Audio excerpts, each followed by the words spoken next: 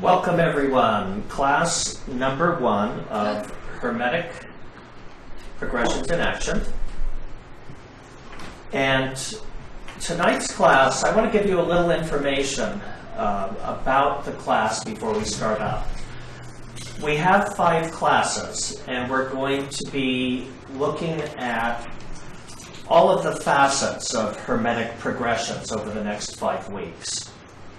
Tonight's class is purely theoretical, so we will not be looking at any depth at charts tonight or at our own personal charts.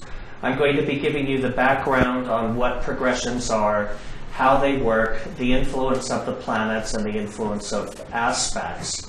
And we're going to do an overview tonight of what the components are of Hermetic progressions, which are majors, minors, and transits.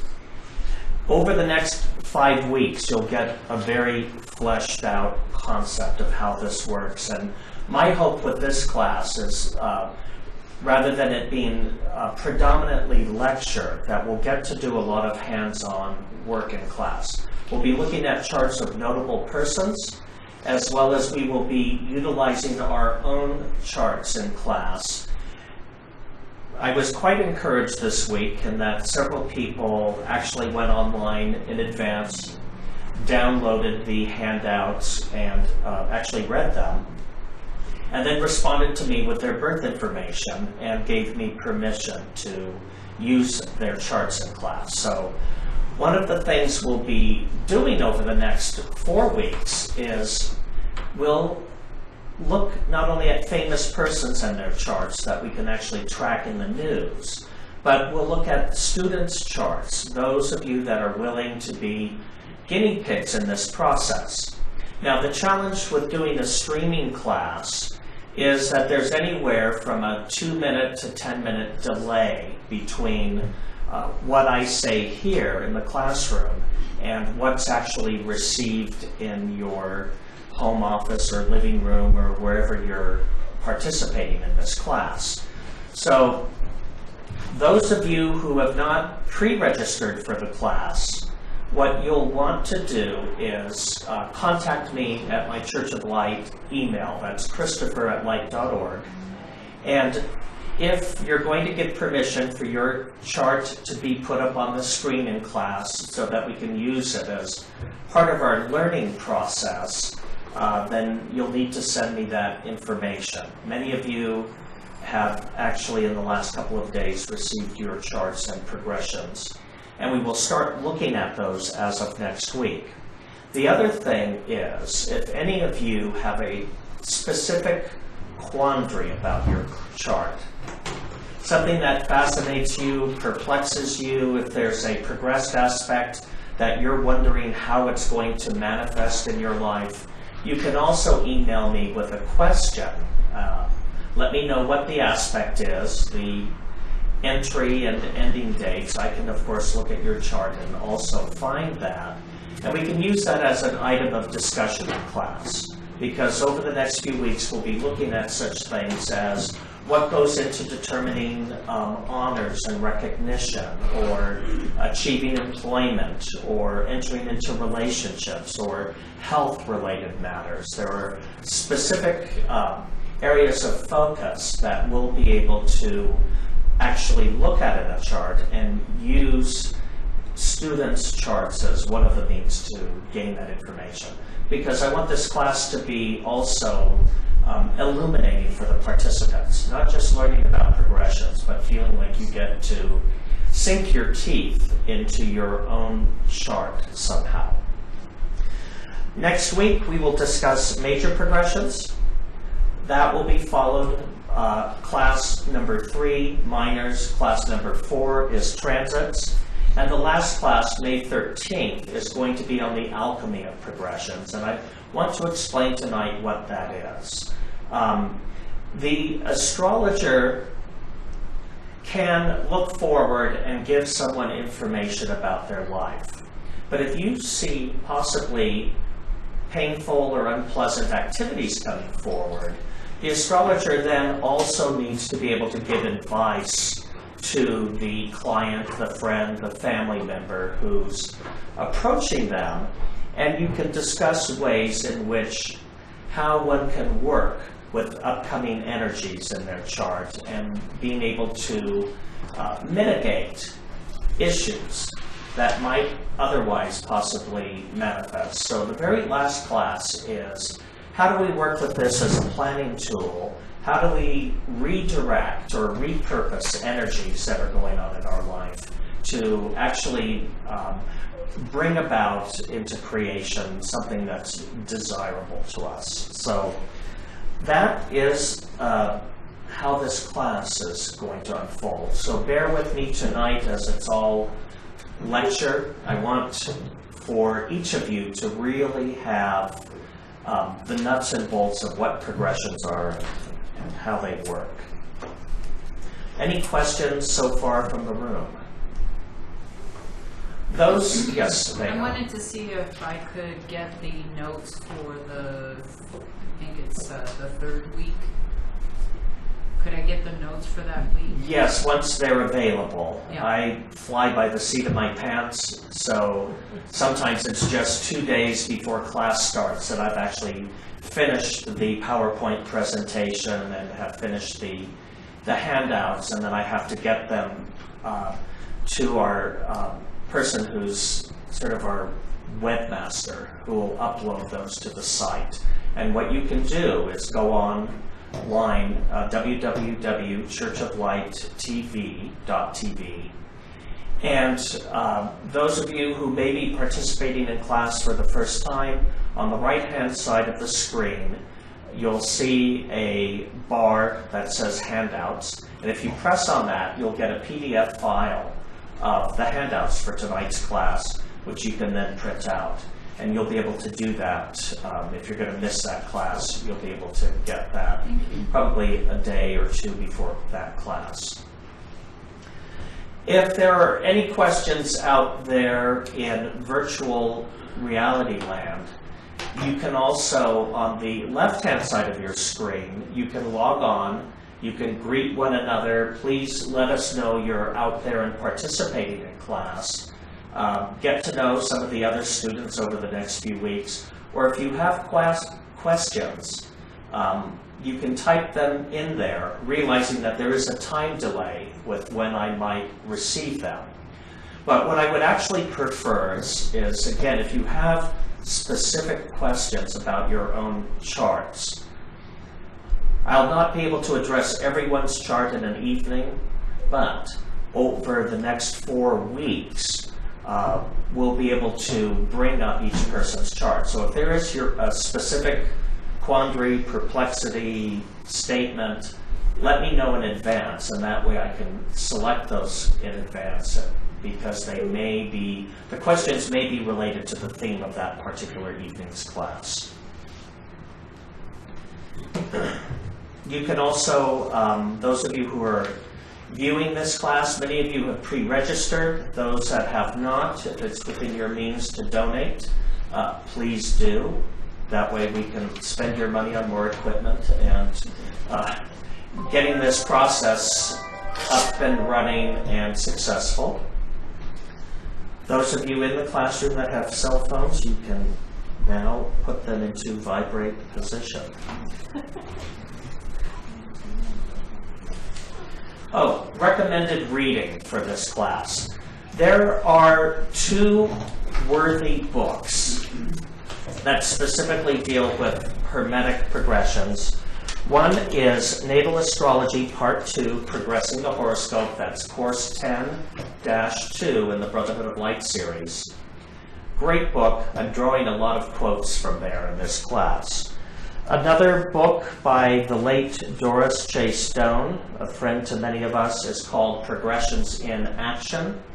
And it has great case histories in it, showing events in clients' or notable persons' lives and the progressions in orb at the time of those events. So it helps to expand our knowledge. And those of you who attended the previous class on the planets know that part of my method of teaching is about vocabulary building. As you build up your vocabulary for planet signs, houses, and aspects, you become highly skilled in interpretation. So that's how this class is being geared. All right, let us begin. Carl Gustav Jung, one of the fathers of psychoanalysis, from the spiritual perspective, was very interested in archetypes and symbols, and he says, the puzzling thing is that there is really a curious coincidence between astrological and psychological facts, so that one can isolate time from the characteristics of an individual, and also one can deduce characteristics from a certain time. This is going to play into the topic that we've discussed tonight. All right, the word progression itself. I thought I'd start up the class off by talking about that, what that is. And basically, progression means the act of moving forward. Onward movement.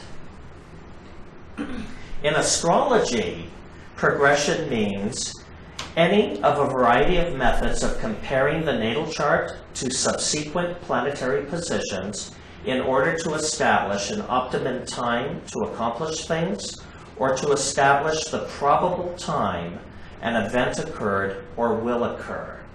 So part of what we are learning to do when we progress the chart is to determine when and what events will happen in an individual's life.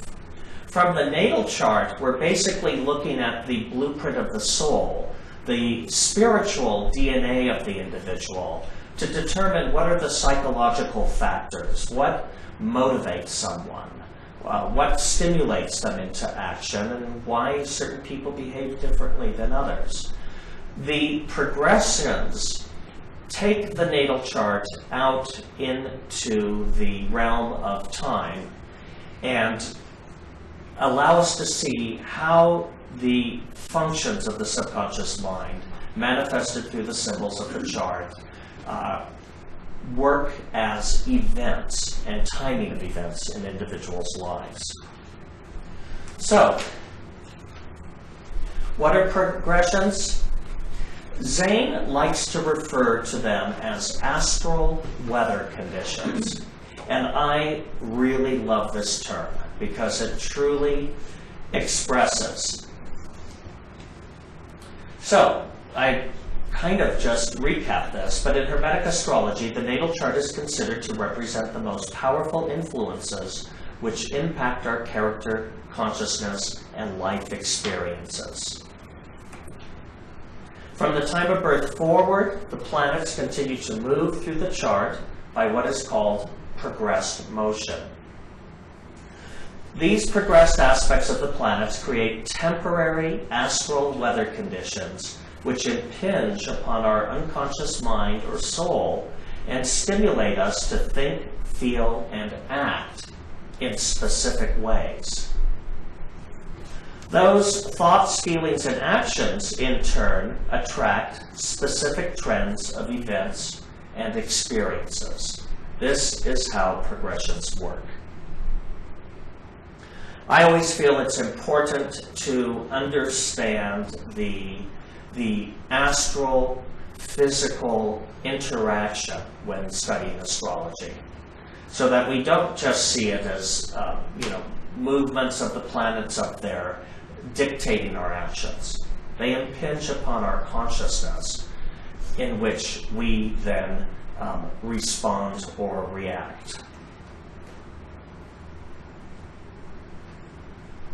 By calculating progressions, we can look forward and determine the timing of events in our lives.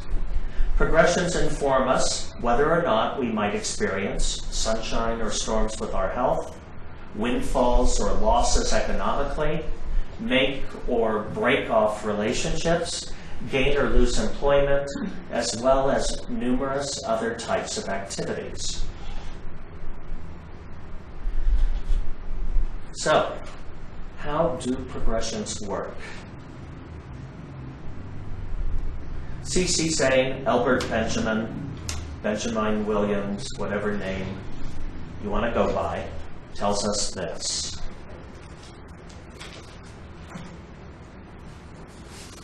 Astrology does not foreshadow events which are inevitable.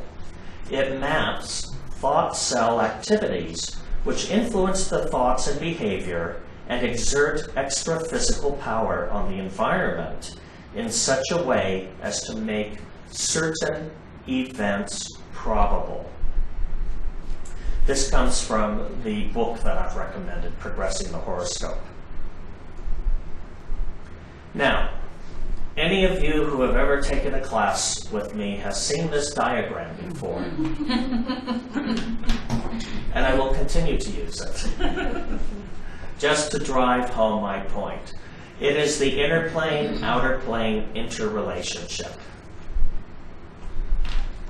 There is an etheric boundary line functioning at, I still have to correct that, 186,182 miles per second, 172 miles per second. I'm off by 10 miles here. 186,172. Correct. And who knows, this number may have been adjusted. This is from Einstein's time, so in the last 40 years, 50 years, who knows, there could be more recent data on how fast the speed of light works. What we call the astral plane or the inner plane functions at a speed above light. The outer plane or physical plane is functioning below the speed of light. So they are separated by one another based on frequency. And that frequency is the etheric boundary line. In the astral realm is where our unconscious mind or our soul resides. In the physical realm is where our bodies reside. This is the denser, slower moving physical substance. Things are happening up here before filtering their way down to slower moving physical substance. The inner plane operates at a frequency above the speed of light. It interpenetrates and has a molding effect over the physical. Those of you who have passed the Brotherhood of Light courses, what lesson does this come from? Course 1, Occultism Applied. This is the first book. Why? Because these concepts are basic. This is the baseline of everything that we study in occultism, in metaphysics. The outer plane, excuse me, is a dense, slow-moving physical substance that vibrates at a frequency below the speed of light. Events happen first on the inner plane before filtering down to the slower-moving outer plane. Got that? Got it. Students at home, do you have that? This is key to understanding progressions and how they work. All right, another thing about astrology, it's KISS. Keep it simple, silly. Thank you. Yes. There are such complicated methodologies out there, but of course we have wonderful pre-class conversations with students in the room before we start up, and Erica had her hand to her head and was complaining about certain chapters in Progressing the Horoscope. These would be the math chapters. So there are things about that which to many of us do not seem simple. In a email exchange with Aldo last week, who was asking about Course 8 and learning to calculate the chart, I had to remind him that I think I spent 3 years reading that book over and over and over again. As soon as I got a tutor, I was able to learn to do in 2 hours what took me 3 years of beating my head against the wall. You know? So, not everything in the books is simple, but there are simple ways to approach astrology, and in our system we work with less factors rather than more factors. Throwing more things into the chart does not necessarily make it clearer. So here's a quote, again, from Progressing the Horoscope. We are sometimes asked why we neglect the moon's nodes, the part of fortune, and the fixed stars in the birth chart. We do so because, up to date, we have not found any condition in a person's life which could not be satisfactorily be explained by the planetary positions without recourse to these other factors. We do not say that these positions have no value, merely that up to the present we have found no need to use them in explaining the conditions and events in people's lives. Well, there's even more than that available out there. There are asteroids and midpoints and all kinds of other things that are used now in astrology. And the approach that I'll be taking in this class is planets, signs, houses, aspects. Again, we're not saying that the rest of that has no value.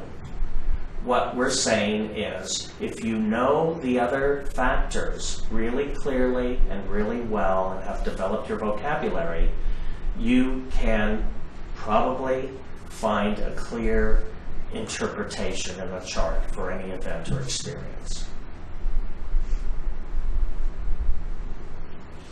Okay, 3 types of progressions are used in Hermetic astrology. They are, and I've already told you at the beginning of class, major progressions, minor progressions, and transits. So tonight what we're going to do is talk about progressions and what each of these forms of progressions are. In the following 3 classes, over the next 3 weeks, we're going to tackle each one of these areas and look at them in detail and look at charts in detail. Major progressions are determined by the movement and position of the planets each solar day after birth. As in, 1 day equals 1 year? Thank you, Vicki. That was the next utterance that was going to come out of my mouth. No. You know, I need a fork sometimes, so. Pry those words out, yes. Basically, 1 day equals a year. If you were to go to the birth month, the ephemeris for your birth year and birth month, and count forward the number of years you are today, you could find approximately the position of the planets in your major progress chart for this year. Approximately.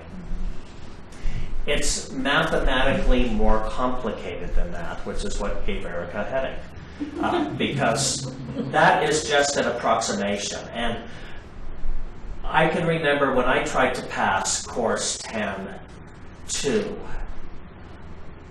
I had many migraines. And I had 2 tutors working with me, trying to get me through this process. Now, due to the kindness of Paul Brewer, we have the horoscope program, which actually eliminates any of us from ever having to do that again, let alone calculate astrodytes by hand. So basically, each day after birth, 1 year of life. This means that each 2 hours after birth are equal to 1 month of life. Each 4 minutes after birth are equal to 1 day of life. This is where I want to tell you a story. In preparing for this class, which I started a few weeks back before I finished the last course, one night I woke up at 3:19 in the morning. Saw the time, obviously, went back to sleep, and I slept and I dreamt a full days of experience in my dream life, from dawn until midnight. And I woke up from that dream thinking, oh, I must have overslept. And I looked at the clock, and it was then 3:23. Wow. So, the point I'm trying to make here is that on the inner plane, there is a specific plane of activity where 4 minutes is the equivalent to 1 day of life. And most of us don't encounter that except in a very certain stage of our dream life, where that can take place, and we can see that as this compressed time reality. So this is what's going on with each moment after our birth. Once we make that first independent act from our mother, we're looking over the next 3 months where we appear to be helpless, but there is all of this stuff that is being imprinted on us from an inner plane or subconscious level. And my dream world is an example of that. How this time-space reality actually functions. Hopefully it makes sense to all of you and not just to me. But now, major progressions. We call them major. Why do you think that is? They're a big deal. They're a big deal. Thank you, Vicki. Major progressions are a big deal. They are such a big deal that they carry 1/2 the power of the natal chart. They correspond to the big deals in your life, what we might otherwise call the major events and experiences. These are governed by major progressions.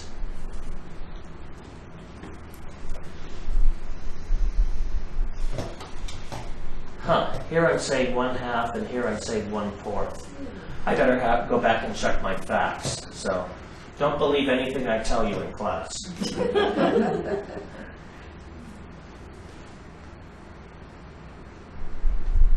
All right. In analyzing major progressions, attention is given to the progressed position of the planets, the type of aspect they form, the relative power, harmony, or discord of their natal positions, the houses they govern by rulership. How do we determine that? We look to the sign on the cusp of each house.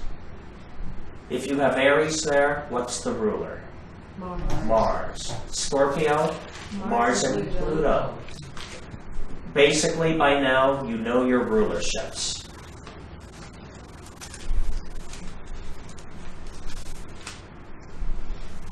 Major progressions are placed in the secondary wheel of the chart.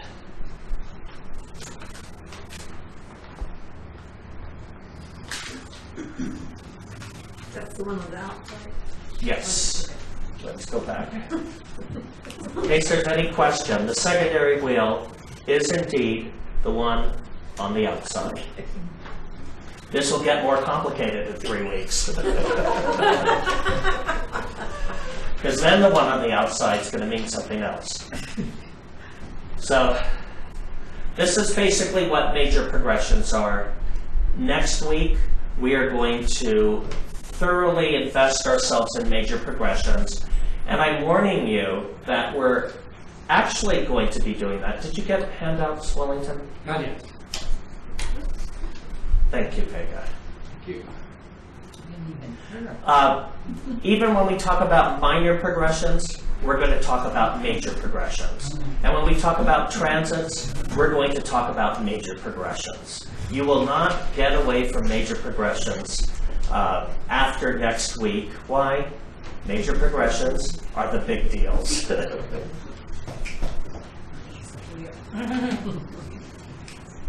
Now let's talk about minor progressions. Minor progressions are measured by the movement of the planets during 1 lunar month, approximately 27¼ days after birth. This means one complete passage of the moon through the 12 signs of the zodiac after birth is equivalent, roughly, to 1 year of life. The movement of the moon through each sign of the zodiac after birth equals 1 month of life. The movement of the moon through 1 degree of the zodiac equals 1 day of life. So minor progressions carry 1/8 the power of the natal chart and correspond to the minor events in one's life. Getting your hair done is not necessarily a major event unless they really botch it up. So minor progressions are the bad hair days. Major progressions are the life-shaping events in our lives. Special consideration is given when minors reinforce planets engaged in major progressions. This is a key concept also when it comes to transits, is that minors and transits work in adding volume to planets engaged in major progressions.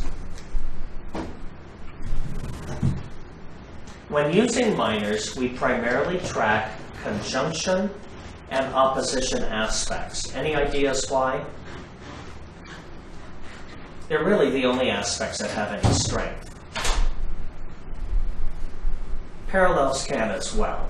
But these are the aspects when you're working with minors or transits that have enough volume of energy associated with them that you can actually feel the event. What do conjunctions do in one's life? They bring things together, and they bring things into notice and into prominence. What do oppositions do? They tear things apart, and they bring things into disruption or separation, disassociation. So these are when dealing with minors and dealing with transits, this is what we're really looking for, is what carries enough volume of energy that it adds stimulus to what's going on with your major progressions. This will make sense in about 4 weeks. Be patient with me.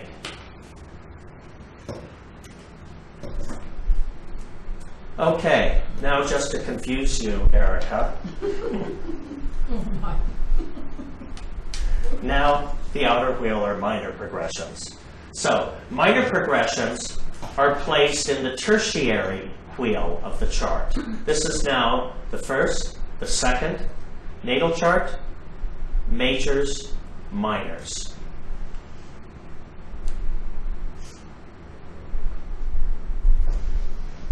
In case you needed help, you are here. There's your arrow.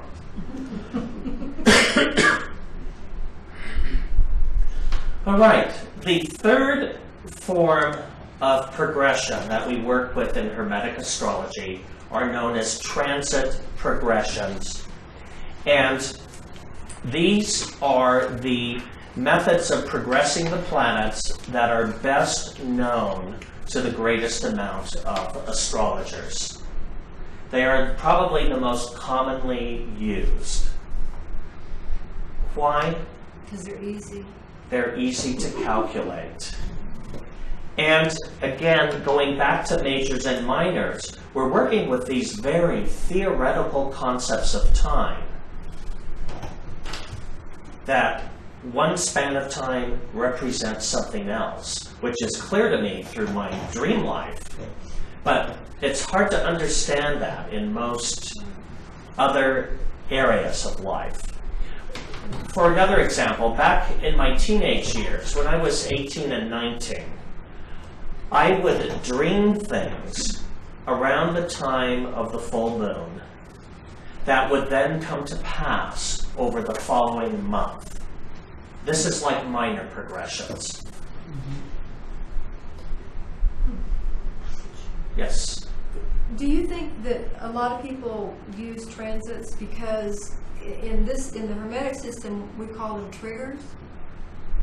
And do you think that it's a common association that a transit might cause an event rather than just trigger it? I don't think that's why they use them. I think that they are used predominantly in the astrological community because prior to the advent of something like the horoscope program, and Erica's looking at course 10-2 and looking at the math involved, because you're using a different formula, whether you're calculating the progressions of the sun, the moon, etc.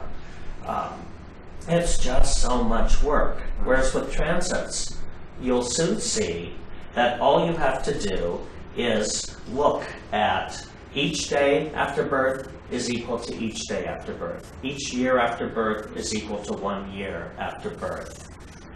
So, progressions daunted amateur astrologers for centuries.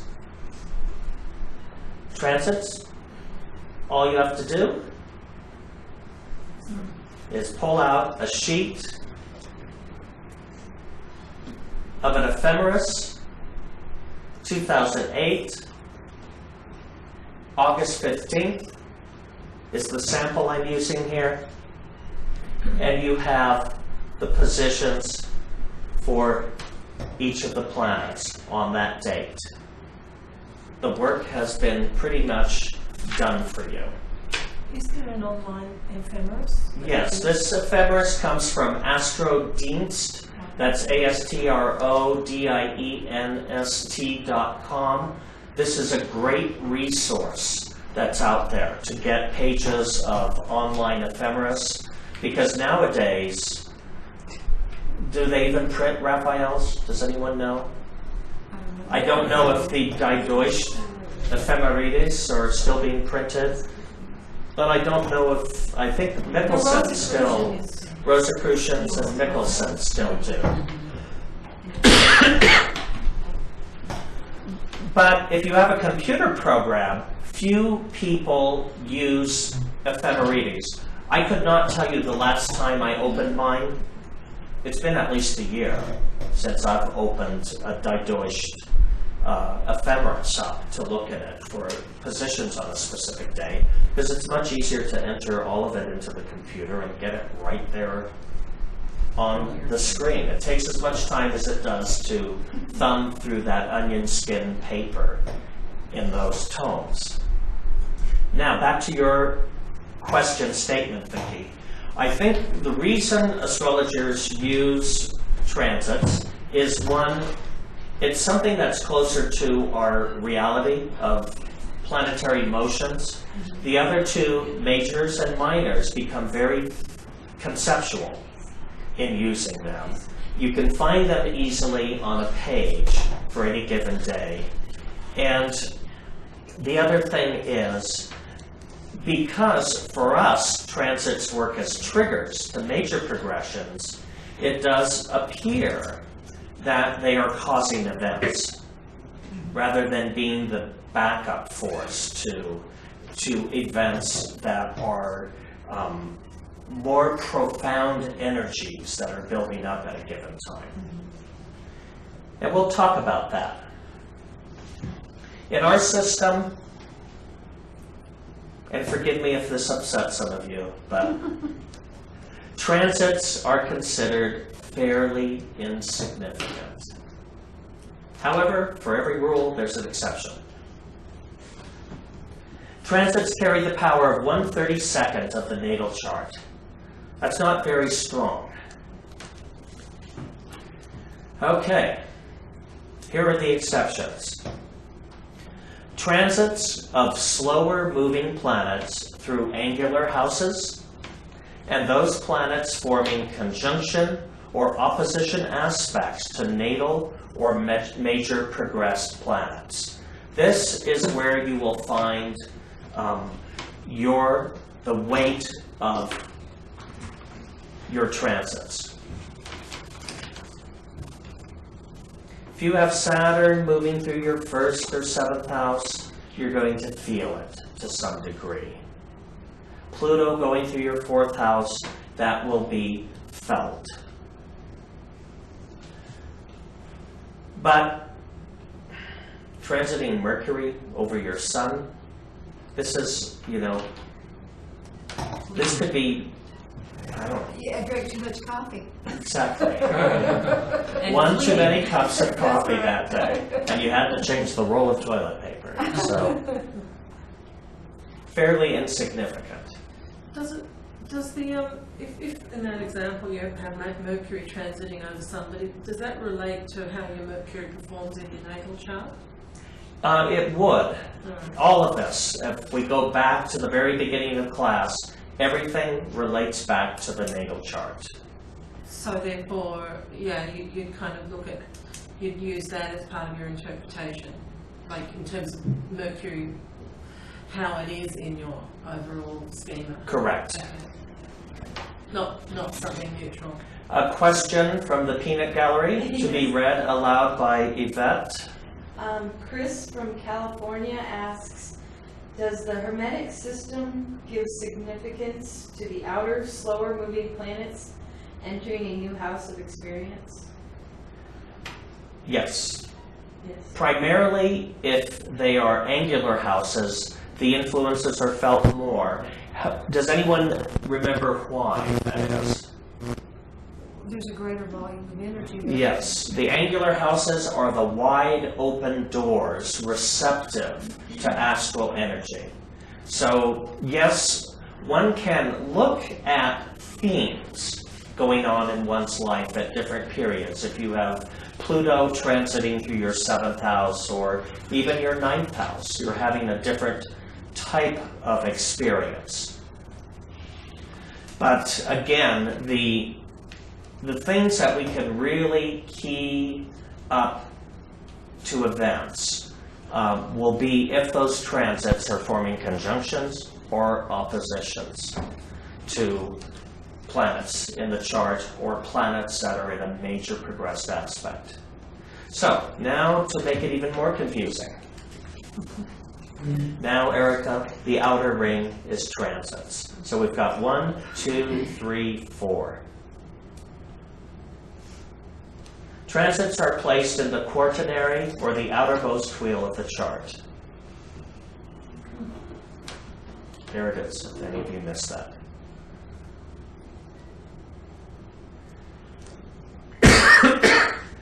I tried to include a diagram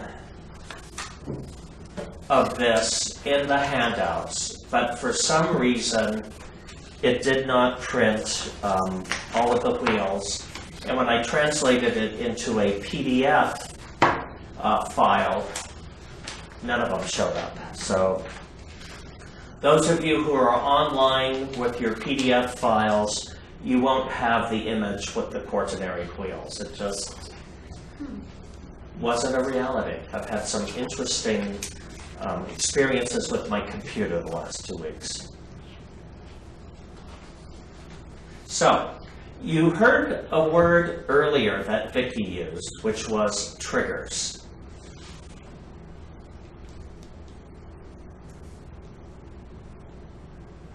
I mean, what is a trigger? There was, who was it? Was that Roy Rogers' horse? Yes. Yes. Okay. You know, it's the mechanism on a gun. Triggers can be used in other ways. There are psychological triggers. What do triggers do? They set us off. Basically, triggers are things that set us off. Well, here we have a quote. And this comes from, guess what book? Progressing the Horoscope.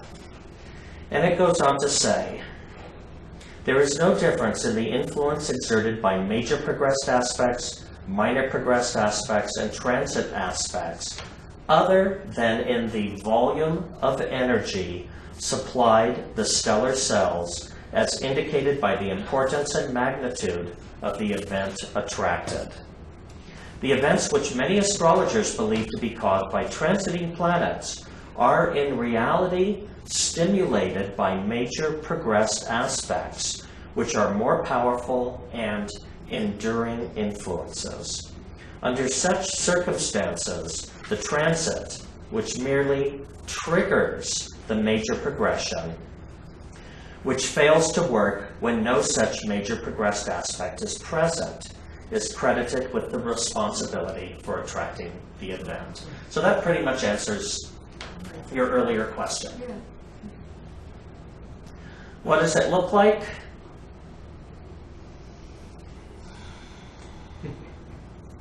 This is our keg of dynamite.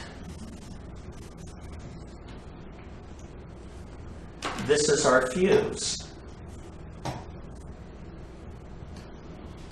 The keg of dynamite is the major progressions. Where is the power stored? It's stored in Inside the cake. this explosive substance. And forgive me for using such a violent metaphor for this, but nothing else quite explains it. It's all about energy. It's all about energy, yes. It is all about energy. The minor progression is the fuse, the trigger, or the transit is the match. The match carries some energy, but it doesn't carry the volume of energy to bring a major event into passing. So what happens is transits and minors reinforce major progressions. And the transits can oftentimes be keyed to the dates of events that things happen, which is what makes us think, oh, it was the transit. So, that is our metaphor for how Hermetic progressions function. It's all about the energy. There's no difference in the nature of major progressed sun, minor progressed sun, or transiting sun. It all represents the power urges of the soul. It's just the only thing that differs between those three is the volume of energy it carries into the chart. Now, as you would have it, Zane has something to say about progressions. My frustration with some of the Brotherhood of Light lessons are he doesn't reveal where this stuff comes from, other than my predecessor, from whom I received the tradition, used the system for 20 years before his passage to the higher plane. In 1902, after trying out all the methods in common usage, I adopted it and found it most satisfactory in an extensive astrological practice, which continued up to May 1915. At that time, having discontinued private astrological practice, I commenced teaching it in the astrological classes held in Los Angeles, and in October 1917, as the Hermetic System of Directions, it was published. And since that date, it has been in constant use in all B of L, now C of L classes, wherever held, and has been tested and adopted by a vast number of astrologers throughout the world. So is he talking, he's talking just about progressions. The Hermetic system of progressions. Majors reinforced by minors, reinforced by transits. That is the tradition to which he refers. And Christopher, after all these years of studying this guy, have you figured out who the predecessors are? No. It might have been Theon. Except Theon was not known for astrology. Good point. I would guess that it was actually Thomas Burgoyne who primarily made his living from astrology and from teaching it, who advertised as teaching Chaldean astrology. Theon was really much more involved with esoteric philosophy, Kabbalah, and healing and personal development, whereas Burgoyne's emphasis was strongly on astrology, and that's part of what's been a carryover into the B of L lessons. That's my guess, but this could have been some astrologer in Chicago or somewhere else. Or Colorado. Or Paris. Yeah, Paris for that, or who knows where his predecessor Yeah. was located, in the bayous of Louisiana. We can only speculate because we don't have any evidence.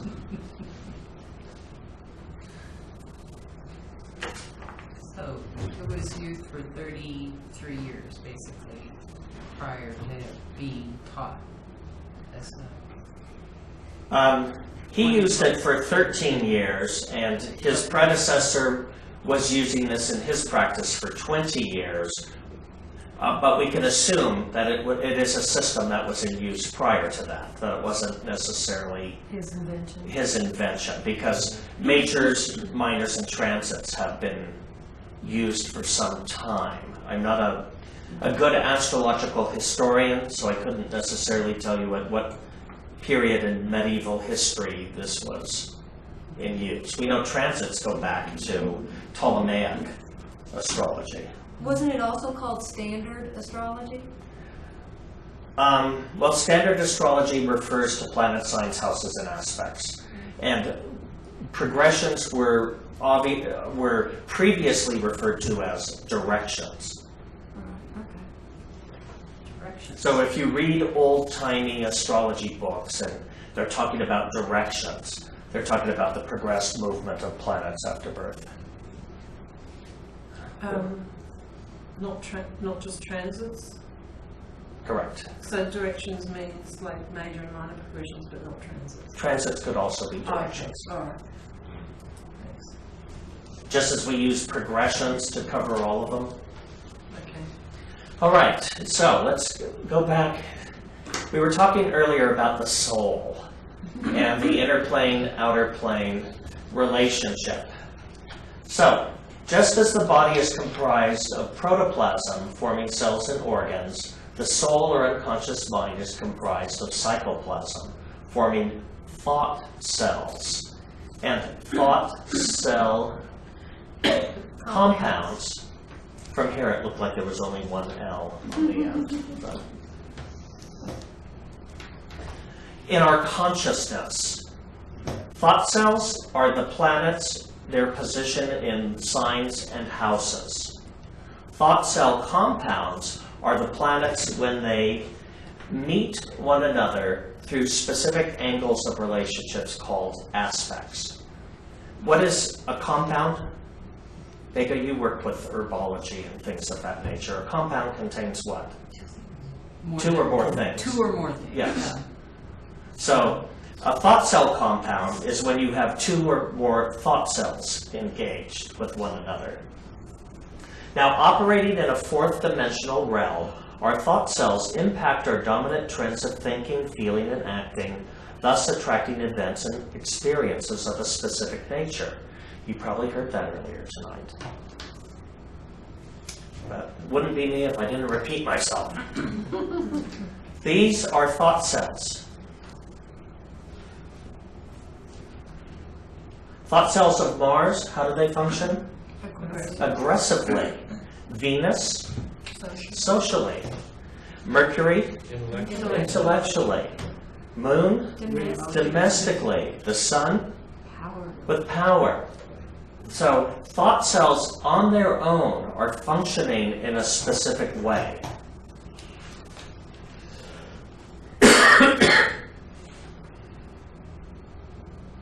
And each of those thought cells somehow combine to create the uniqueness that is us.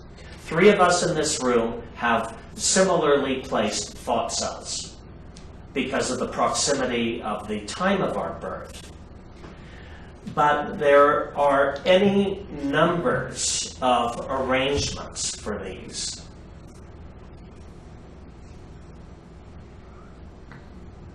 So, how progressions function. Progressions are temporary stellar aerials. We don't use the term aerial that much anymore. But we hardly even use antenna anymore. Cars have antennas. Receivers, don't we? Receivers, or, I mean, nowadays, for the last 10 or 20 years, people have had satellite dishes. Aren't they receivers? They are receivers. Yeah. The thing about aerials or antennas is they can be either transmitters or receivers. You live out in an area, Vicki, where there are several aerials that look like this. Yeah. Sometimes you can see them from your house, and they are transmitters. And when I first moved to that neighborhood 12 years ago, I could not listen to my phone without hearing the local country station over my phone. What was happening? This antenna or aerial was transmitting so loudly, my telephone was functioning as a receiver. I had to get little things to plug in to the phone to stop that process. And then over time, they eventually improved the phone service in that area to fiber optic or something that wasn't influenced by radio waves. But my phone became a radio receiver. Hey, Christopher, we have a question. It's about natal Neptune and triggered by a transit of Neptune and regress Neptune. Do you want to save that type of question till later? Actually, read the question. What you just told me, I couldn't draw any conclusion from that. If there are any verbs or adjectives that combine this into a complete sentence. Okay, natal Neptune is conjunct with major progressed Neptune. They are triggered by transit Neptune by an exact trine. What does this mean? Positive imagination, vision, question mark, hold till later? That was the question. Yeah, hold till later. We'll talk about transits in 3 weeks, and actually send that to my email address, christopher@light.org. If I don't have your chart, let me know your name and so I can look at your chart. One of the things you've left out is sign position, house position, because what you'll learn shortly is that house position is key in how everything works. We're going to talk about that. Progressed planets are temporary stellar aerials which attract events, experiences during their period of activity. Well, there is a good chance that there are certain planets in your chart that aren't going to move very far from their position at birth, being Uranus, Neptune, and Pluto, by major progression. By transiting motion, as was just described by our right-hand viewer, at this point in their life, Neptune has moved 120 degrees from where it was at the time of their birth. So we can tell you, this ain't no young person. So,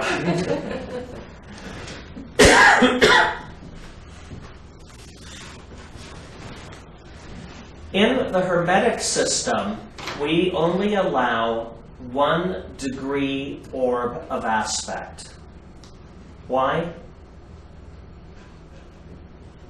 Seems to work. It seems to work. You gotta have some parameter.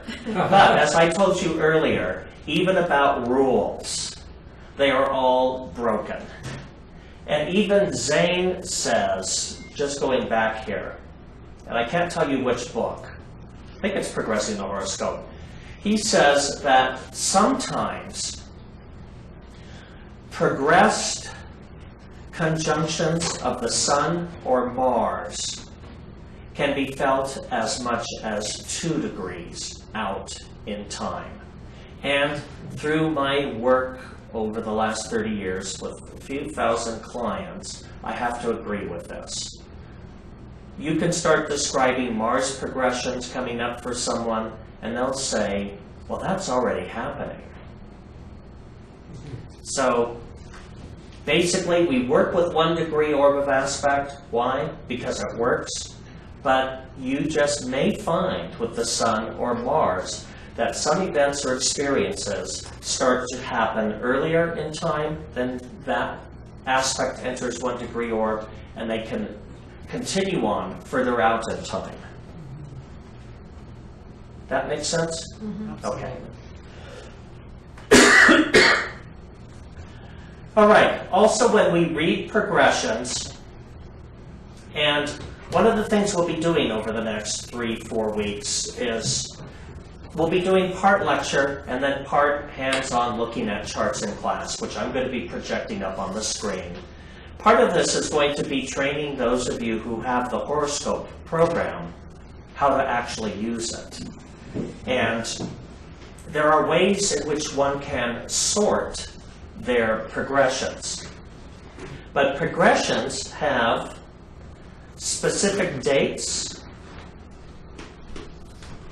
when they enter orb of aspect, when they become perfect, or what we might call exact, because some aspects you won't feel are perfect. That could be your Mars-Saturn conjunction. And when they leave. These are good things to know, especially when you're working with clients. I can't tell you how many times clients on the verge of desperation have told me that, you know, the greatest benefit to them was knowing that there was a light at the end of the tunnel and that it wasn't an oncoming train. Yeah. Knowing that a dark cloud that you're under will eventually lift can allow you to carry on for another day. Now, just as in natal astrology, applying aspects are considered to be more powerful than separating aspects. The energy is building up. It's like the pressure on a fault line prior to an earthquake. That tension is building up. And that first earthquake is the most powerful. Afterwards, you have aftershocks, which are really never to the strength of the initial earthquake. So again, a terrifying metaphor, but again, what it is it's energy building up, being released, and then having an after effect.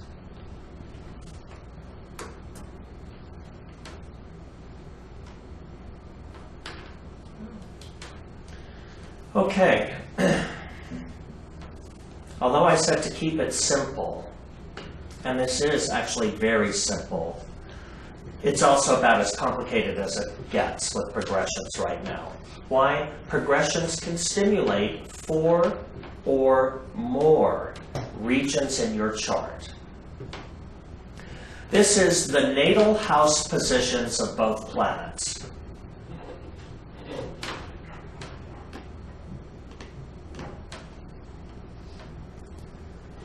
What have we got here, since I can't see? It looks like a sun opposition.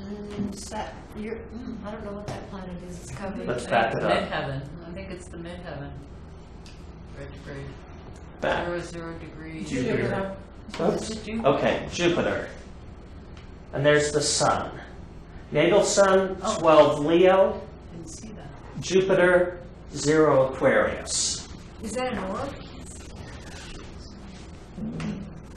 We're not talking about Okay. a natal All right, aspect. okay, all right.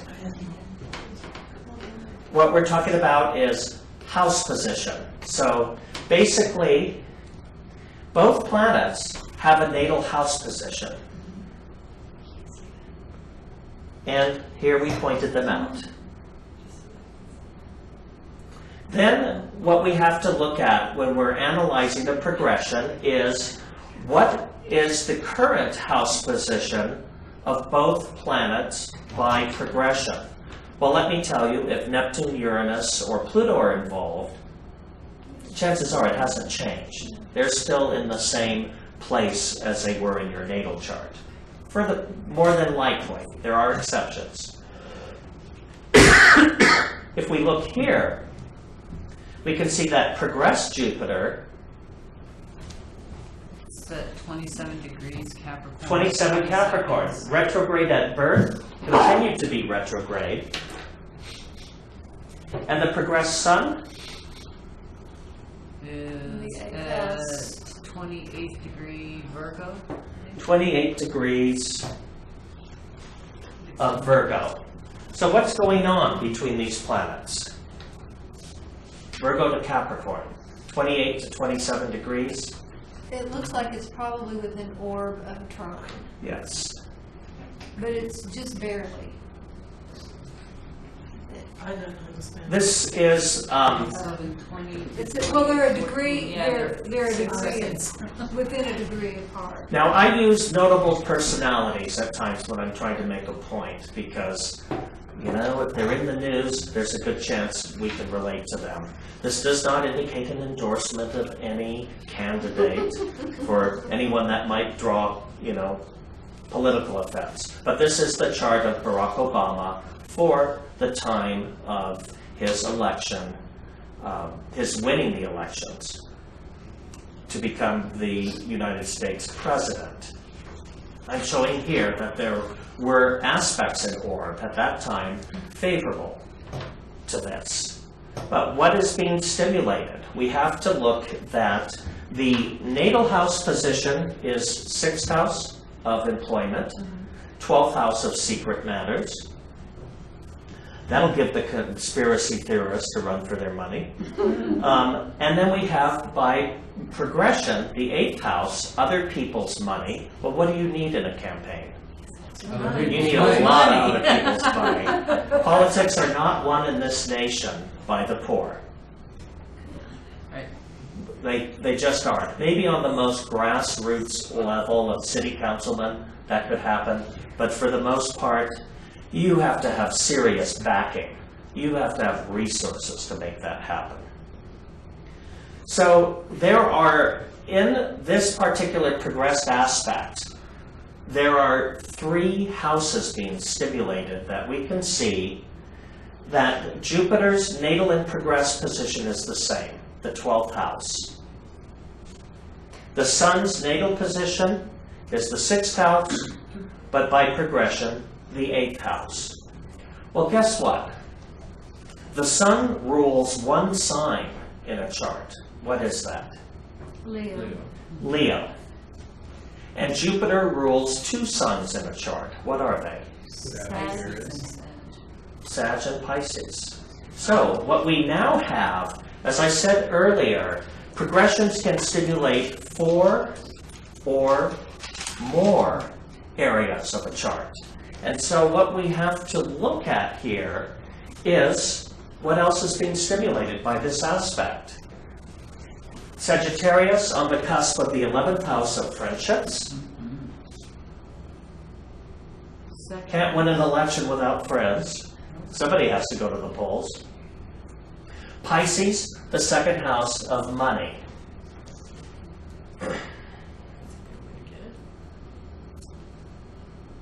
The Sun only governs Leo, and that is the 7th house of partners, spouses, and the public. So you can see how many areas of a person's life is being stimulated. in this man's chart,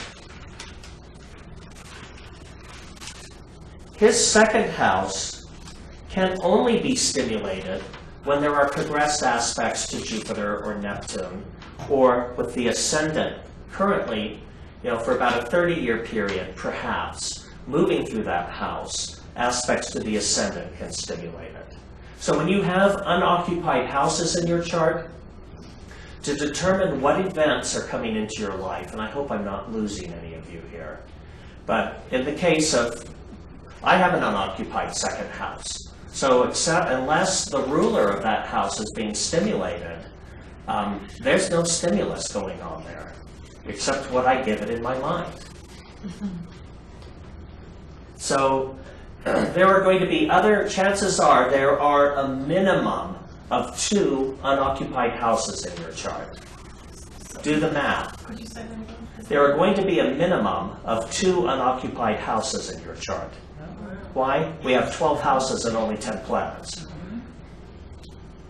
There are other persons who have all of their planets lined up. I've seen people with 5 planets in one house. So they're going to have more unoccupied houses. And it's important when you do progressions to know how those areas get stimulus.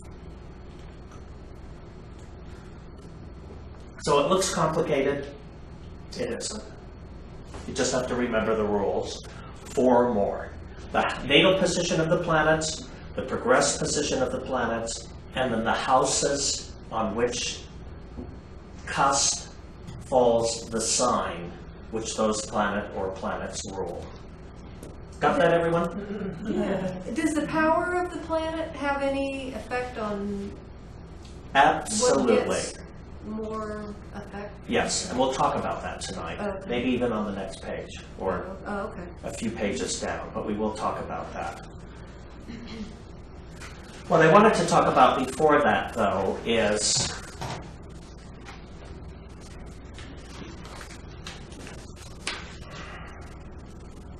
I'm somebody who frequently goes to restaurants and places orders and receives something other than. Don't feel singled out.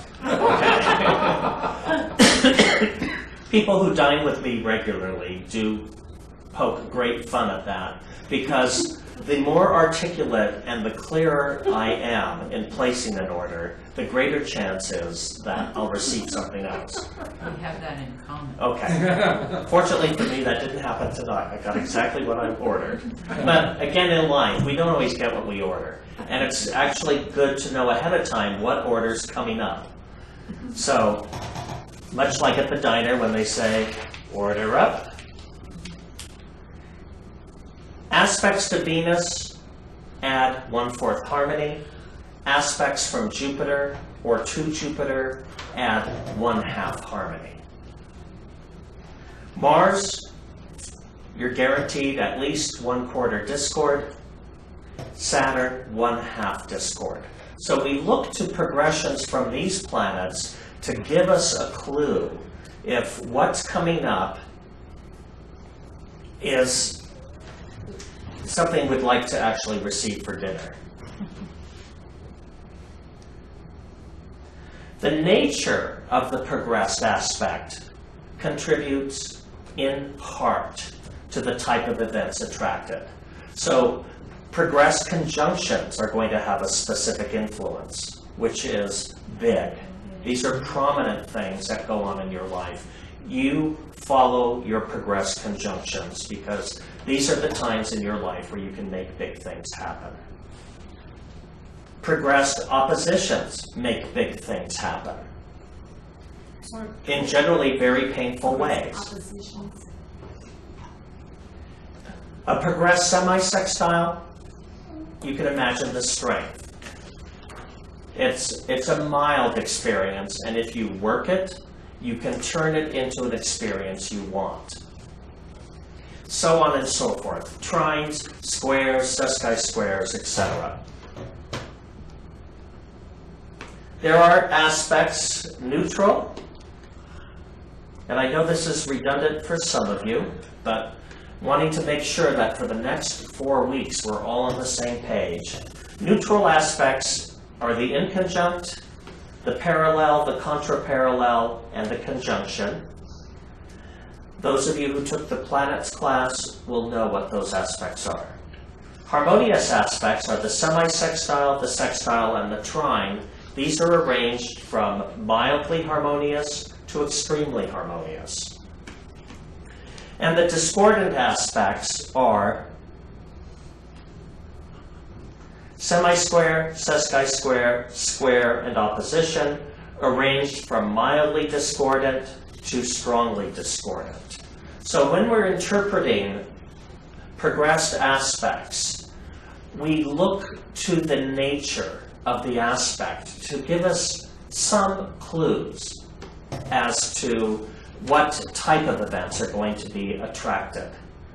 We look to the planets involved, the house positions involved, and the nature of the aspect. And this goes to your question, Vicki, are some planets more powerful than others to attract events? For which the answer is yes. And that is, the relative conditioning energy of a planet in the natal chart contributes to its ability to attract pleasurable or painful experiences by progression. If you have a dominant, discordant moon, I don't care if you get semi-sextiles or trines. You ain't no way. Yeah. It's not good. You're going to be cleaning house and hating it. Yeah. Why? Because it's been conditioned. And unless you can recondition yourself, which is what we talk about in the last class of this series, then the nature of the rubber band is when you let go of it, is it goes back to its natural position.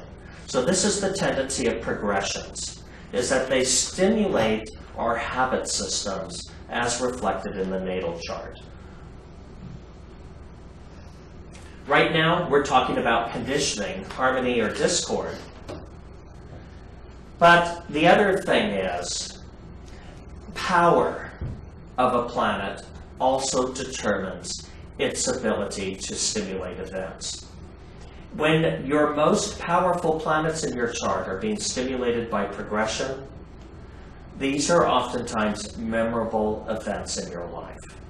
The weaker planets, well, you might remember those too, because you may not often have experiences of those nature. But generally speaking, the more powerful the natal planet, the more pronounced the event will be associated with it. Back to how all of this works. Like attracts like. In other words, you are what you think. The conditioning of your urges, be they power, domestic, intellectual, social, aggressive, religious, safety, so on and so forth, in your natal chart, they are conditioned to think and function in habitual ways that when they are being stimulated by temporary stellar aerials or progressions, their nature is to go down the line of their habit. This is why astrologers can predict events coming up in people's lives. Why? We all tend to be creatures of habit.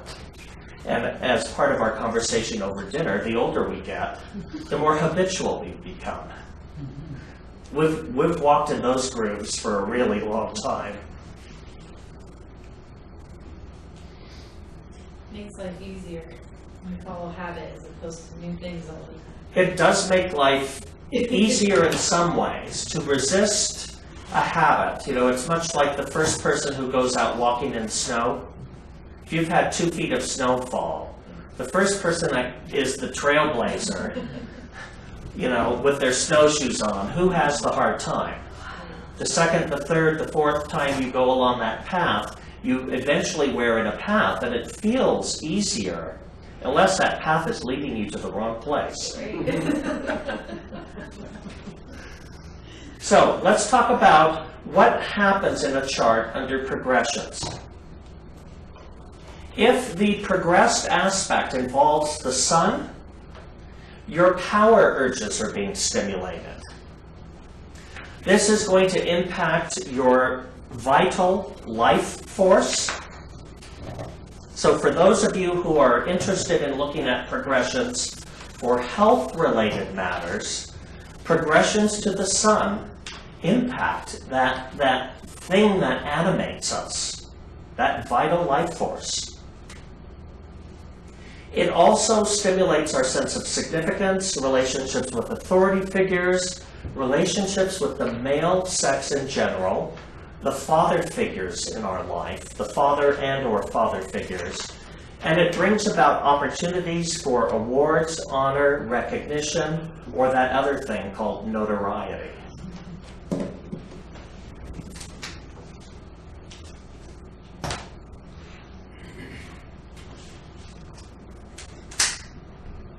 It's important that we memorize these things, because in future classes, when we're looking towards what type of events are going to happen, or if somebody's specifically saying, you know, will I get awards, then we need to know what to look for in a chart.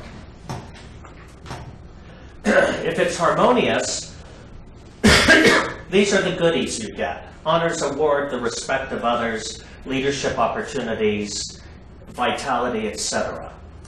If it's conditioned discordantly in your natal chart, and or if the progression is a semi-square, sesqui-square, square or opposition, then this could represent a period in your life where you're dealing either with loss of honor or esteem, conflict with authorities. You could behave in a prideful, dictatorial, controlling, or egotistical fashion. Again, I was asked a question a few weeks ago, which is, how do you know from a planet whether you're the victim or perpetrator?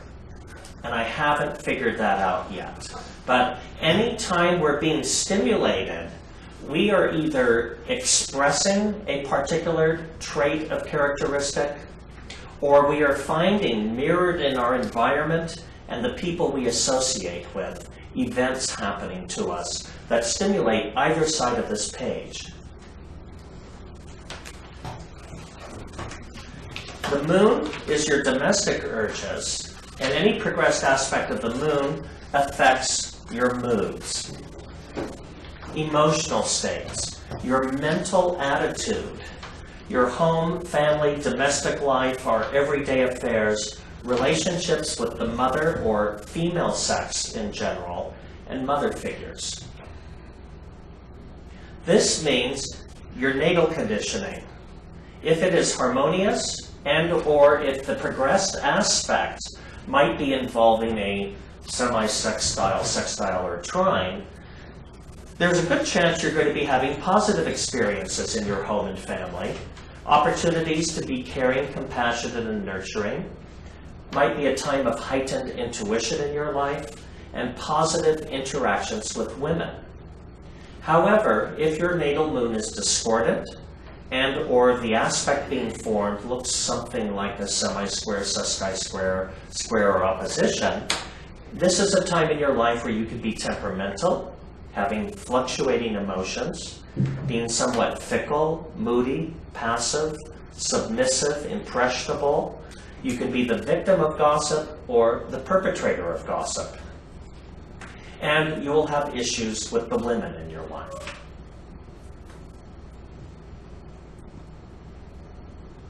If the planet is Mercury, this will be stimulating your intellectual urges, which affects studies, mental interest, increases writing and intellectual activity, your accuracy in calculations and memory, and it attracts opportunities for communication and self-expression.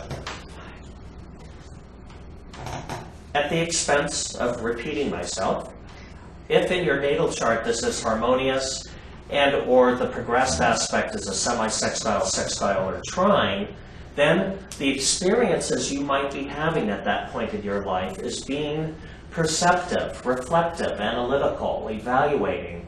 You could be exercising logic and reasoning.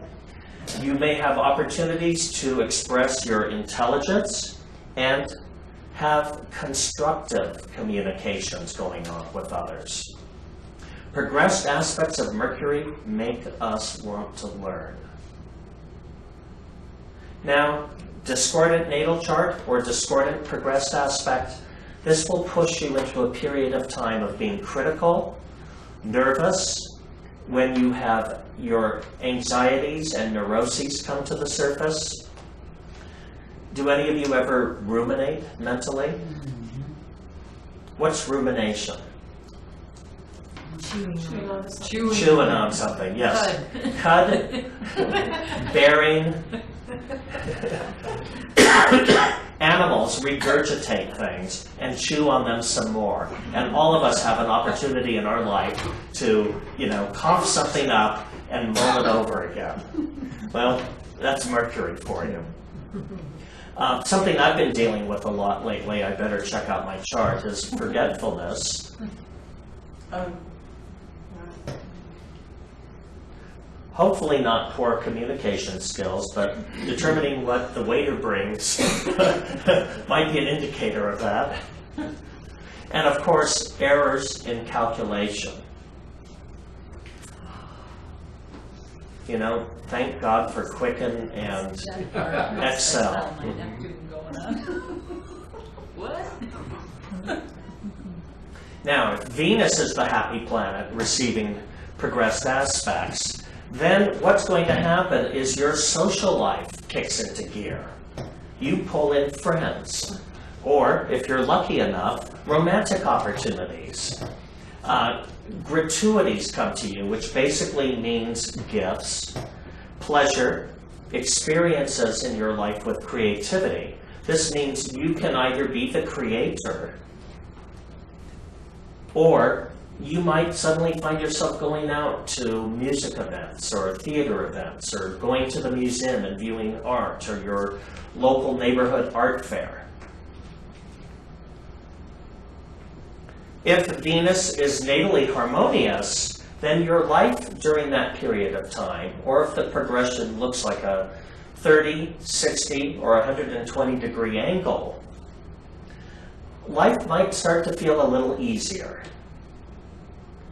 Your creativity is heightened, cultural interest, romantic opportunities, what everyone's looking for love. It doesn't matter how old they are, my clients still ask. I had one 92-year-old client marry a couple of years back. That's great. Yes, it is lovely. So, you know what? We don't give it up. Gifts and gratuities. However, if your natal Venus is discordant, or if the aspect by progression looks like a 45 degrees, 135 degrees, 90 degrees, or 180 degrees, basically any multiples or divisions of 90, then sloth, the sin of sloth.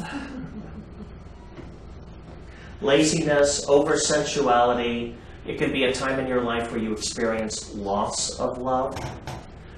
You can go through disappointments with your friends and or experience creative blocks. I'm giving you a cup of coffee next week, Erica. I can see you go to bed by 8. I know. You are a trooper staying up for this. Thank you. If it's Mars, your aggressive urges are being stimulated, which means you may be experiencing courage and passion, or strife and antagonism. Mars tends to be the times in our life where we experience accidents, injuries, and fevers. Mars is all about impulse, passionate impulse. If you go to prisons, now I'm not suggesting that you go to prison, but perhaps you have to visit someone there, or you do social work, or something in a prison, you will find them populated by individuals who have experienced poor impulse control. And these are our Mars aspects. If it's harmonious, then this will be a time in your life where you're experiencing initiative, energy, passion, courage, where you may be good at self-defense. You could express constructive effort or build things up in your life. However, we know the natural tendency of Mars is to be 1/4 discordant, the lesser malefic. So this brings in impulsiveness, times of lust, anger, strife, destruction, aggression, accidents and injuries, and fevers. Could impatience be part of that? That would be a wonderfully mild expression of that. But it could be included in... Oh, it's definitely, impatience is Mars, but it's the mildest expression of Mars. That's like polite Mars. Conjunct Saturn. It does show restraint. Maybe trine Saturn. Mars conjunct Saturn is another whammy, which we'll talk about in 4 weeks from a period of personal experience when we talk about alchemizing things that you see coming up in your life.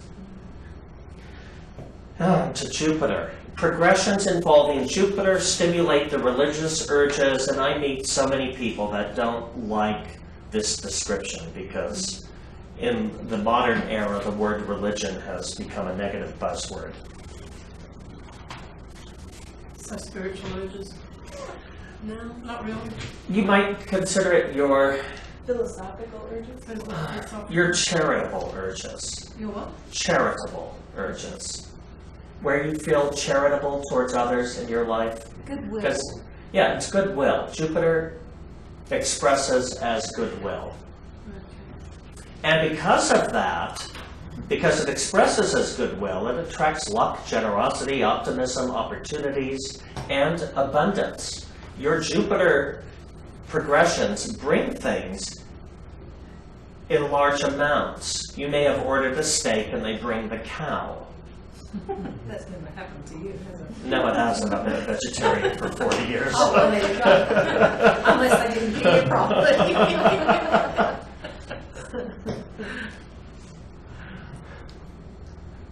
But I have ordered cheese enchiladas and ended up with chicken, so you never know. It's that seafood, you know. Yeah, began with CH. Exactly. So, these will be times in your life where you're having luck, opportunities, gain with little effort, the opportunity to be charitable to others. Jupiter is not just receiving, it also has to do with giving, which is generosity and feelings of optimism. If by the very rare occasion Jupiter is afflicted in your natal chart, and or you're having a square or opposition, then you might be filled with conceit or arrogance, suddenly become holier than thou. You might be struck with a bout of religious fanaticism, or you could just become overly optimistic and decide you're going to, cash out your 401k and spend $40,000 on the lottery that week because you just know you're going to win. You're feeling so good. Is this rose-colored glasses? Yes. Okay. Because that is the negative side of Jupiter. It can be an unrealistic giddiness.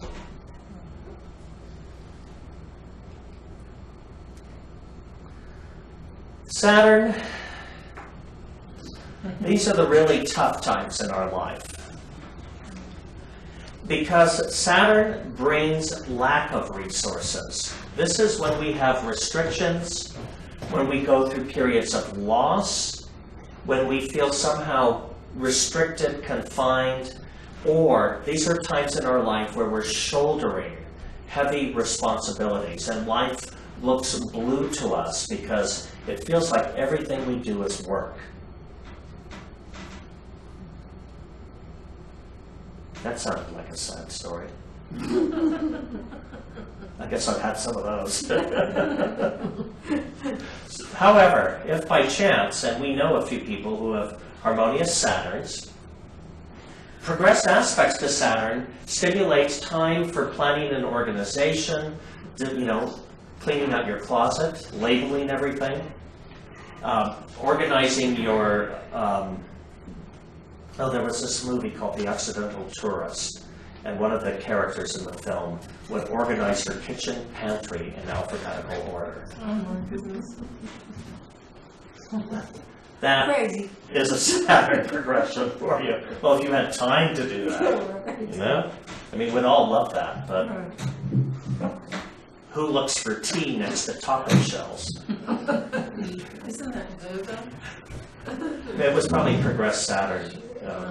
Natal Saturn and Virgo, who knows? That would be the pantry and the organizational efforts. This is when you develop your personal discipline and structure. And for the rest of us, where this is a discordant planet, we get to deal with our own personal greed or selfishness, the old, what's in this for me, which is what Saturn brings up in your life. Prolonged periods of hardship, illness or physical disabilities, heavy responsibilities, losses, poverty, sorrows, grief, expression. How are you all feeling right now? Let's move on. Okay. Great.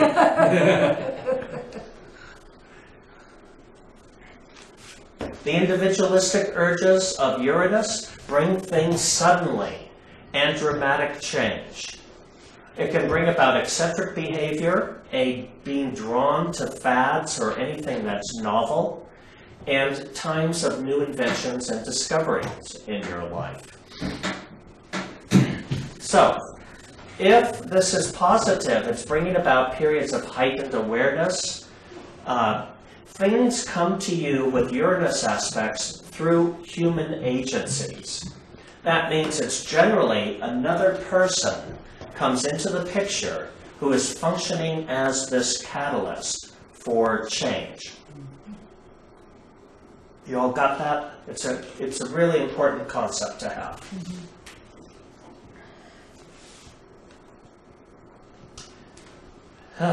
Now, if your natal Uranus is a little wacky, then guess what's going to happen under Uranus progressions? You're just going to get more eccentric. The opportunities that come about are very erratic. Something's handed to you and pulled away. The changes that come into your life can be either unpredictable or unwanted. Or it can stimulate you into periods of hyperactivity, insomnia, the inability to sleep because there is so much high nervous tension going on in your life. Somebody asked about Neptune earlier. We'll give you a few keywords here to apply when we look at this at some point in the future. But this stimulates your utopian urges, something that we'll be talking about in the next quarterly, which features Neptune. Progressions of Neptune engage your imagination, which means you can either go through a period of being visionary or deluded. It can be that extreme. Also, Neptune progressions stimulate your psychic sensitivity. So, positively speaking, this is the time in your life where you go through great idealism, visionary ideas, you get involved in humanitarian goals, your sensitivity increases and your intuitions become pronounced, and you start to have a lot of powerful spiritual experiences. And if it's afflicted, then you're just delusional. You could be having all of these things in your own mind with no evidence in the external world. It can bring disappointments into your life, periods where you're struggling with confusion. Do you ever hear from somebody, I don't know what I want? Vagueness about your goals, illusions about yourself or other people, hypersensitivity There are times where some people can't go out into the public. I think it's called agoraphobia, but where they start to feel like they constantly pick up on the energies of others and there's no shielding going on. That's the psychic sponge Correct. amplified. Exactly. Right. Put a satellite dish on that. Can those negatives be something manifest like that they may not be delusions, but they may be appearing internally on subtle levels, but not manifesting out? I have no idea what you just said. Well, you're talking about it being, delusions and, sort of murkiness of Neptune qualities. What I'm asking is, can it also be Just purely internal without any purely external? internal with difficulties of it coming out? Yeah, being that manifested? could be. That could be. Sometimes I think Neptune aspects can be complete. If it's in the first house or 12th house conjuncting the ascendant, it'll be internalized. This is why, as I said earlier, house position is so important, because that shows us where we are being stimulated. And if it's Pluto, we're getting towards the end of the train here. We have the caboose. Compulsion, conformity, obsessions, group influences. If your Pluto is positive natally, or perhaps you're having a sextile or trine to Pluto, then this might be a period in your life where you suddenly become aware of your life's purpose, what your cosmic work is, feeling a great sense of connectedness to the rest of life, or finding your place in community and working cooperatively with others. This brings in positive experiences in interactions with groups of people. If natally it's discordant, or your progressions look like squares or oppositions or divisions thereof, you could be dealing at a period in your life with obsessions. What could be compulsive behaviors, mob influences, where you feel negative experiences with groups, where somebody's putting pressure on you and wants you to conform, toe the party line, maintain the status quo, fit in with the group. So this brings in experiences with things such as gangs and mobs and, groups of people behaving badly.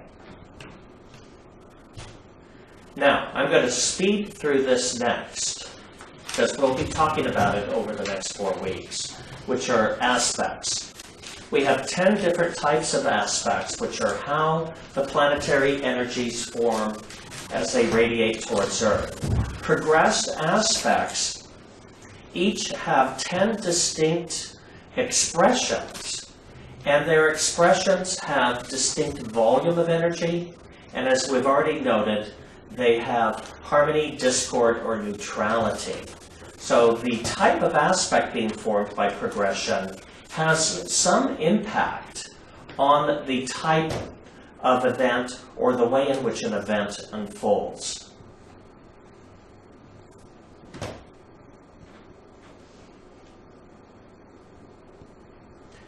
We've covered this before in previous classes, so I won't bore you all with it. Conjunction is prominence. A progressed conjunction in your chart brings big events into your life. These are the things you write about in your memoirs. Now, the nature of the conjunction is neutral. So if it's involving Jupiter or Venus, these memorable events are harmonious. And if Saturn or Mars are involved, they are painful.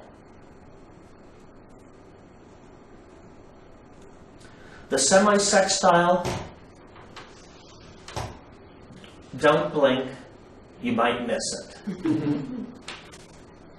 Unless you have a progressed semi-sextile between slower moving outer planets that goes on for a long time.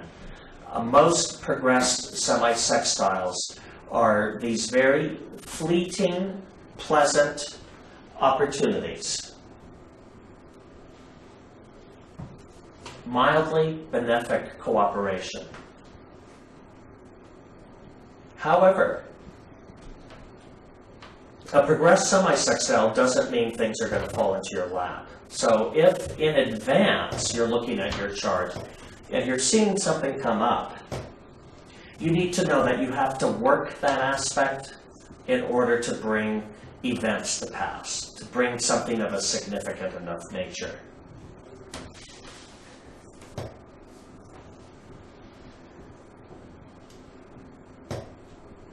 Progressed semi-squares, mildly annoying. Progressed semi-squares do not bring the big disasters in your life. The problem, though, with progressed semi-squares is they can get under your skin. It's much like having a neighbor that plays their stereo a little too loud every day. It's not like a big event where you have a knockdown, drag-out fight with someone, but it can be this mildly annoying, continuous experience that goes on in your life. And it's usually reflected by periods where we're worried about things. What you have to do most, and we'll talk about this in our last class on alchemy, when you have major progressed semi-squares, you have to effort to maintain a positive attitude, which sometimes flies in the face of reality.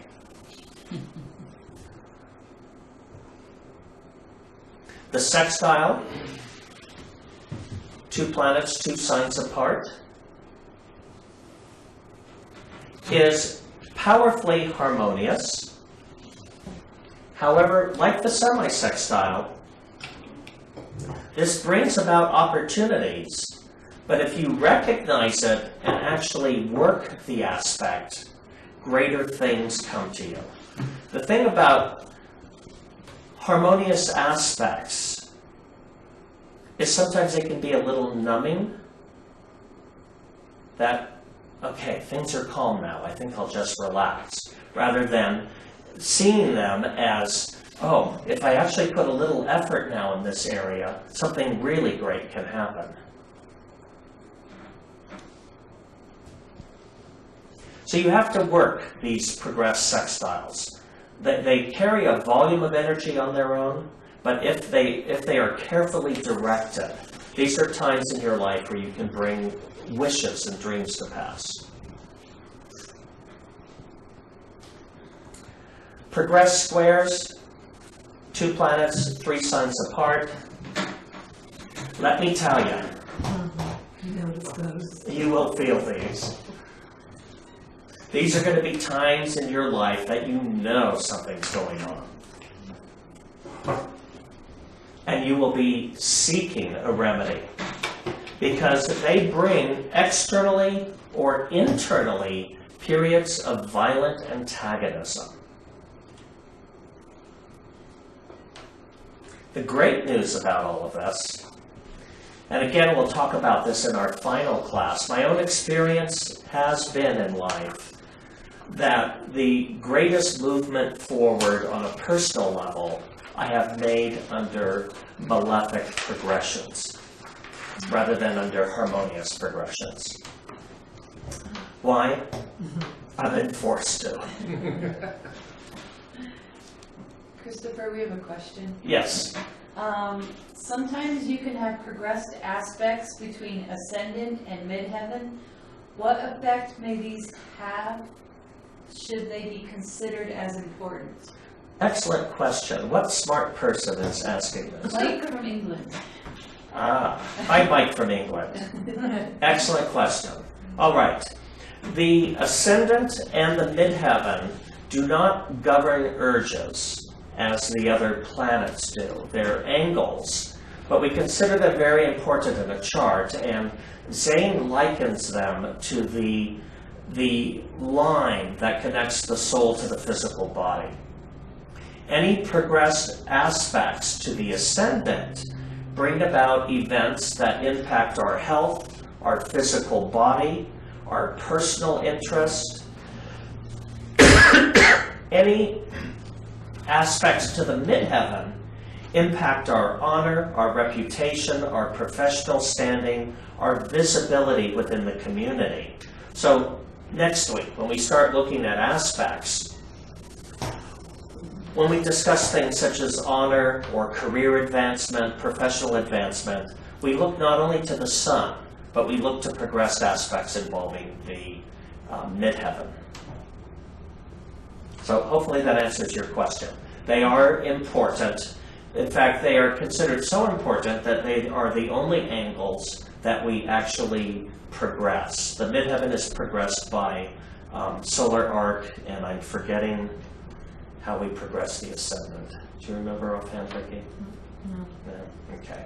It's another formula for progressing the ascendant. But they show up with events as important as planets.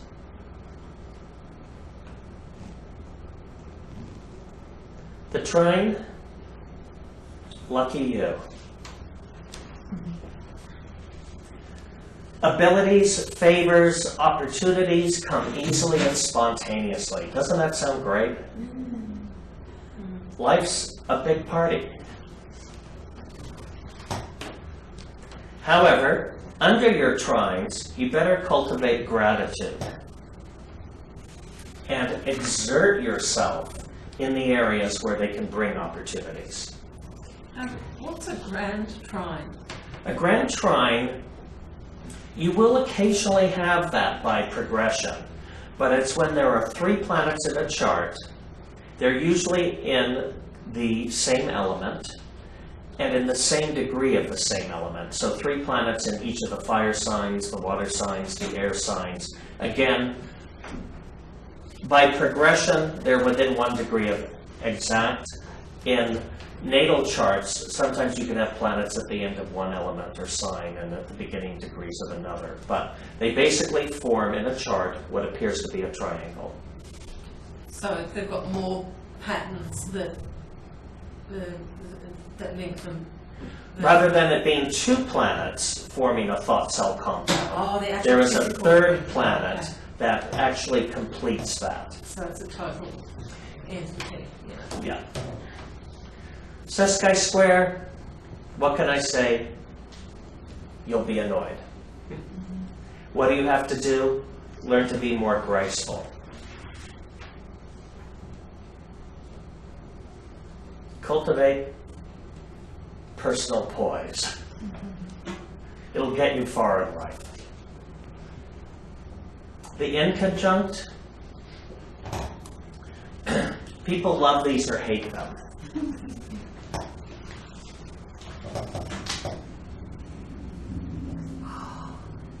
I've heard from more than one person that inconjuncts by progressions oftentimes have health issues associated with them. But we consider it to be a neutral aspect, and a very mildly neutral aspect. So, 2 planets come into some prominence, and then the event gets forced apart. So, it brings temporary periods in your life where something seems to come together and then dissipates. That's the nature of the inconjunct. And finally, oh no, we have parallels. The opposition. Like I said about the squares, when you have progressed oppositions, you'll know it. These are going to be periods where you might be saying to yourself, this is the worst period in my life. And then you'll go and look at your chart and find that it's verified. The nature of the opposition, though, is somehow less cataclysmic than the square, because if you're dealing with an opposition and you learn to make choice, you can master it. You just have to pick one end over the other, and your best bet is to choose the end of the stronger planet. Why? Because the energy naturally flows in that direction. If you just decide that you will give up being conflicted about the issue and just choose one end, easier said than done. Because when it's your opposition, chances are you're going to prefer the high drama that's associated with it. But ultimately, it is an aspect of choice, and the reason it's so hard is because it requires that we relinquish something. We have to give something up when we have an opposition. Lastly, the parallel is intensity. Let me tell you, your parallel aspects can last decades. Generally, when I'm running a report, I will delete the parallel aspect from a progressions report and only go back and insert it if I cannot, through some other planet or aspect, find an explanation for something that's going on. The reason for this is the parallels you have from Pluto to Saturn and the other planets last a lifetime.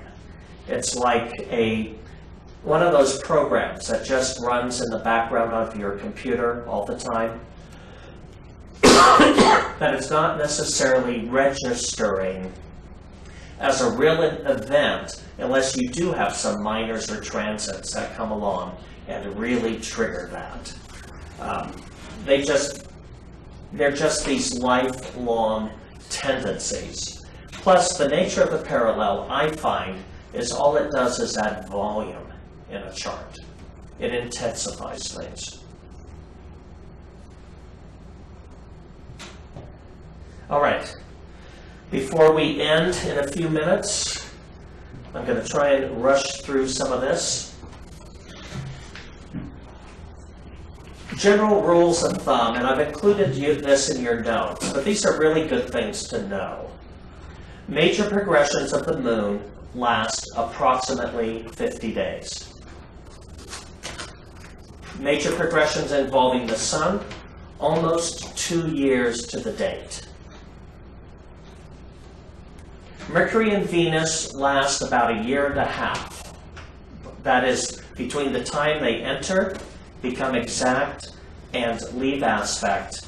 The exception to this rule is both of these planets can frequently become retrograde in a chart, and then you can have really long periods where they might remain in aspect. But general rule of thumb, 18 months. Mars, 3 up to 4 years. The great news of that is it does end. Jupiter, we don't mind having good fortune for 11 years. But Saturn, 15 years in aspect, that's a long time to deal with Saturn progressions. The others last so long you don't even want to think about it. The upper octave planets. There are interpretation guidelines, which I'm actually going to save for next week. We'll talk about these when we do major progressions. I'm just going to speed through this. It's in your notes, but we'll talk about them.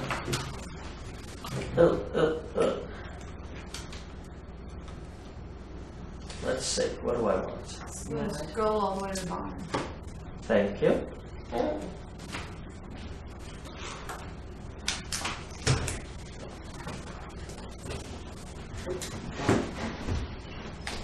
Well, all right, you have it in your notes. Ooh, great news. 2 more classes have been uploaded this past week from November 2009. Alchemy Applied and Tarot and Divination. So you can log on to these on the archives. And thank you, Yvette Fortin, for doing that. She's been, our best volunteer around here. Not the best, they're all excellent, but she's been getting this stuff up so all of you at a distance can actually feel like you're participating with us. All right, and those who logged on tonight, Glenda in Englewood, Colorado, Renee in British Columbia, from Beeville, Texas, I learned today. Alice Marie in San Diego, Bill Jeffrey in Glendale, Mike Salter in England, Chris in Rockland, Paul in Albuquerque, Dot in California, and Orlando in Manchester. Welcome and good night to all of you. We've got some great weeks ahead of us here.